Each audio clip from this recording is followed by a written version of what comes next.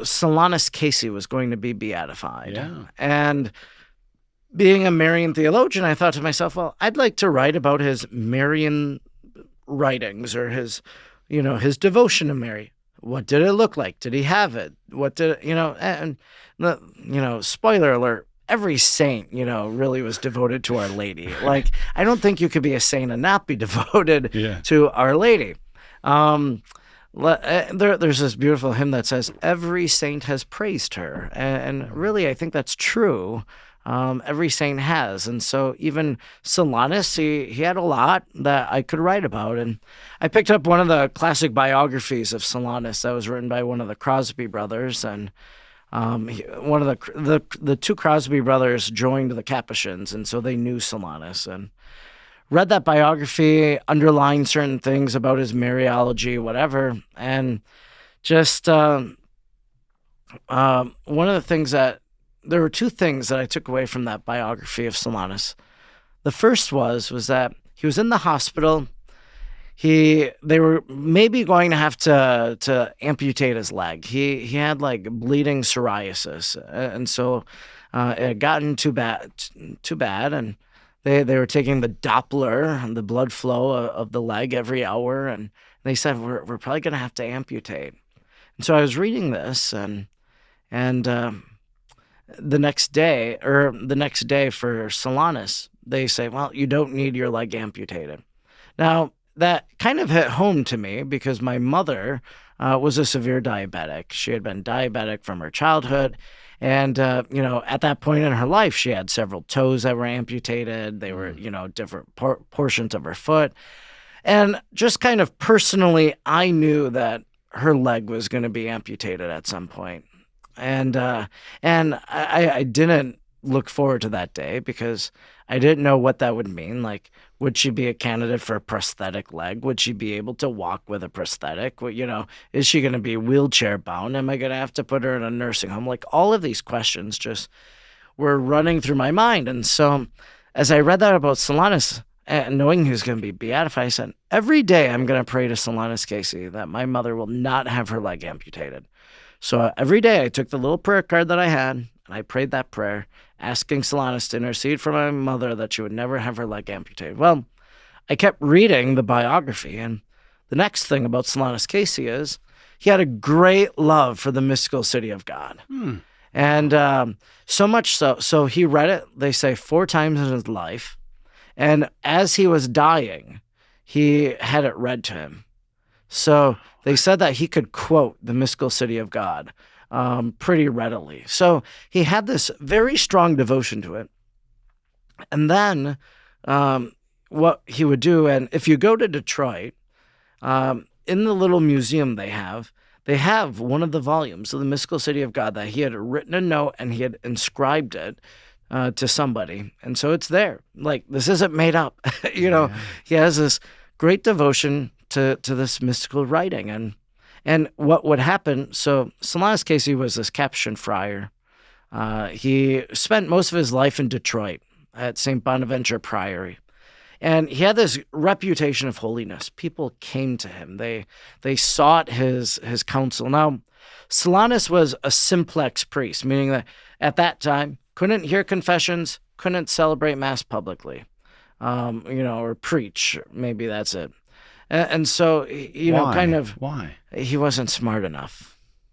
So Solanus struggled. He was actually a Wisconsin boy and wanted to join the seminary. Went down to the seminary in Milwaukee and basically flunked out. And so he prayed a novena to the Immaculate Conception, and he ended up joining the Capuchins. And he just wasn't good at Latin, or wasn't, his studies weren't the greatest. And they wanted to ordain him, but that was it, so to be a simplex priest then. So he becomes the porter of the monastery. So basically, if you're poor and need some money, if you need some prayers, if you want Mass intentions, if you want to go to confession, Solanus would take you to the priest for confession. So he was just the doorkeeper. Did you know that Benedict Rochelle was a young novice at the same monastery with him? Oh, wow. I did not know that. Isn't that but cool? That's a good tidbit, Yeah, right? Yeah. Hey guys, real quick, I know you're enjoying this podcast, but there's somebody else out there that might really need it as well. So please take a second and think, family, friends, who is it that needs this particular content today? Take a second and send it to them. It's a great work of evangelization. Now back to the episode. So as a porter then, he did all this, but the people that they came to him and said, pray for me, pray for these intentions. And he would give them a copy of the Mystical City of God, hopefully not volume 1. and he would tell them, take this, everything's going to be okay. Take this home and begin reading. Well, a few months later, this is all in the biography, a few months later, people would come back and they would be like, so-and-so never got better. They're getting worse. And he would always ask them, did you read from the Mystical City of God? And they said, no. And he said, go home and start reading from that work. And then the people would get better. So I don't know why. This is the one question I have in my head. Like, why did he believe in the efficacy of the Mystical City of God? I don't know the answer. But what I do know is that Solanus Casey gave these volumes to all of these people over the years.